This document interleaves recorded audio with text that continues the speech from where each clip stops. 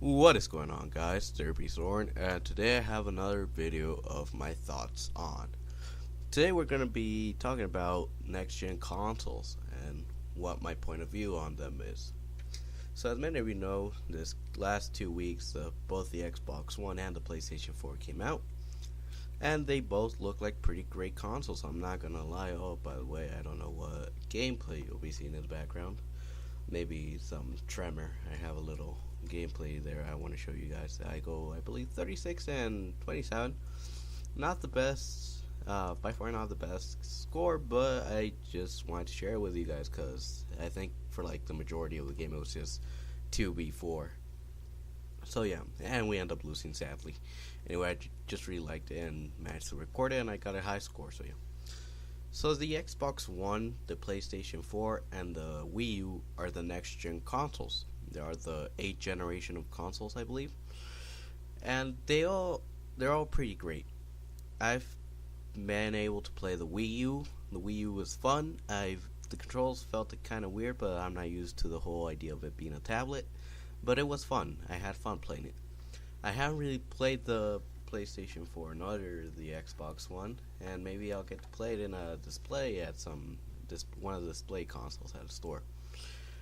But if I had to choose a console, which I'm starting to save up to get, hopefully by this time next year I'll have a next-gen console, I would probably just go with Xbox One.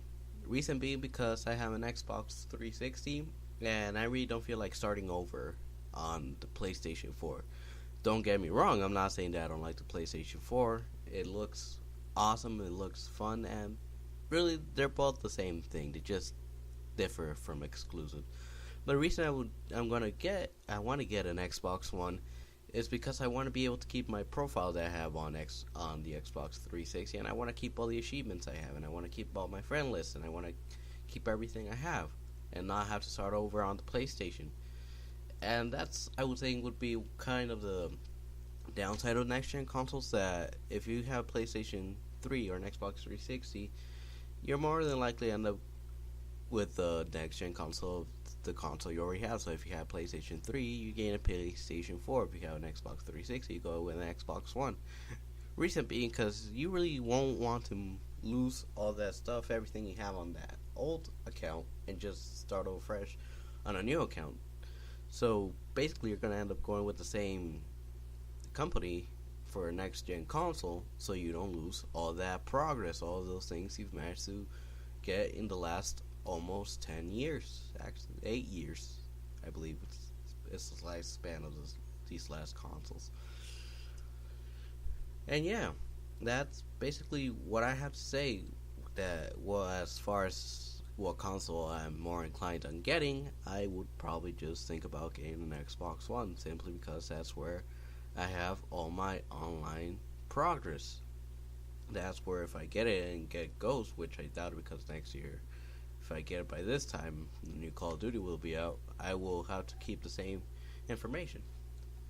Now, there's really no reason for me to, or anybody to really need to upgrade right away to the next gen console, unless you really, really can't wait to have it. I am more than happy with my Xbox 360. I think this console still has a great lifespan, and especially since there's still games coming out. Not just because a new console is coming out, they dropped the whole support for it.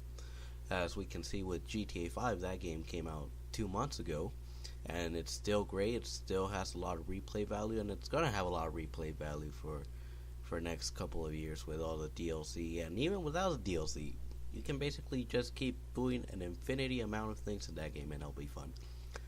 Call of Duty, on the other hand, which is one of the other most played games on these consoles, I really don't know. I think they will continue to bring out the Call of Duties for the next 2 years on these consoles. Just obviously watered down versions, such as Call of Duty Ghosts for the Xbox 360 being a really watered down version of the Xbox One. And that's one thing I noticed. I kind of feel that the Call of Duty version of current gen, current gen would already be next gen. Let's say Call of Duty goes for the Xbox 360 and PlayStation 3. In my opinion, it really looked like they made it look bad on purpose, just so it would shine even more on the next gen. I don't know why. I just feel that the art style, while it may look cool, it's more likely that it has to do with all the filters it has on, because there has to excessive amounts of pixelation. I honestly think this Call of Duty Ghost on current gen, such as Xbox 360 and PlayStation 4, it looks way worse than, let's say, Black Ops 2 should. And they're using a new engine, and when you look at the textures, such as on the rocks and all that, in my opinion, it looks way more pixelated, way worse than what a rock formation would look like in Black Ops 2. But maybe that's just me. I'm just nitpicking. I could just be looking way over it. And it is Call of Duty, so they only have 1 year, so they can't make super high res texturings after all. Or maybe they can. Who knows? But as far as my opinions on the next gen goes, they're both, well, not both. All three of them are great consoles. They both have their pros and cons. And I honestly can't know which console I might end up with. For all I know, I could actually end up a year from now, or 2 years from now, 3 years from now, getting a PlayStation 4 instead of an Xbox One, because maybe some exclusives came out that I really want, and I ended up getting a PlayStation 4, which I doubt it, because the reason I want to get an Xbox One is because of the whole Halo franchise, and that is something I don't feel I can just leave behind so easily. The whole reason I wanted an Xbox 360 in the first place was for Halo 3 and all the Halo games on the Xbox. And to just only turn to Sony again for a console, I would feel really bad because I really like the Halo series. Now, I've had consoles of all companies throughout my life. I've had Wii's, I had PlayStations, actually, the Xbox 360 is the only console from Microsoft that I've had. I've had more Nintendo and Sony consoles than Microsoft. Another really, really good viable platform would be, of course, the PC market. And with the whole thing of the Steam machines coming out like next year or 2 years from now, I don't really remember. That's another really good thing, because you can get a pretty much a $500 Steam machine, and it'll be able to play pretty good games and have a lot more variety in games, because on the PC there's just a whole abundance of different games, and even the franchises I like on consoles would be on there. The only downside would be that such games that I want on consoles, such as Kingdom Hearts 3 and Halo and Call of Duty and Battlefield and Grand Theft Auto, wouldn't be on the PC, or at least not the major ones such as Halo. And that's really something that boils down my decision on next gen consoles, Halo. I like Halo games, and I just can't leave that behind. I can't leave that story, especially with the whole new trilogy, the whole Halo 4, 5, and 6. I just can't see myself leaving it behind. And to be honest, it's still way too early to really, say which console's going to be better, which one's going to be worse, because they've both been out for about a week now.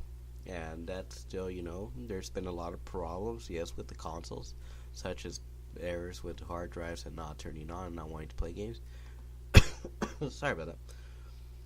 But ultimately, that's something that they're disposed to, that's willing to happen. You never know what can happen with the consoles on day one, and that's something they should have seen coming, that there were going to be problems. And I don't think they're big problems, and many people are using these problems as reasons to say that one console is better than the other. But in my opinion, it doesn't really have anything to do with it. It's just, errors and problems that can happen on day one or not. Maybe, simply they were bound to happen, or an honest mistake from factory where they made them, or who knows. Many things could factor into why there's been a lot of problems with a lot of consoles. But I think it should be used as a reason to say one console is better than the other. Ultimately, all I can say up is that it's cool that the new consoles are here. I can't wait to finally own one in a couple of years. Of course, I'm gonna wait until probably prices drop. I don't think I've ever bought a console on day one, and never had the intentions to, because Well, at first it's the thing that they run out. There's the problems that have been presenting, and the reason that the old console I have still gets support, so I can just play that.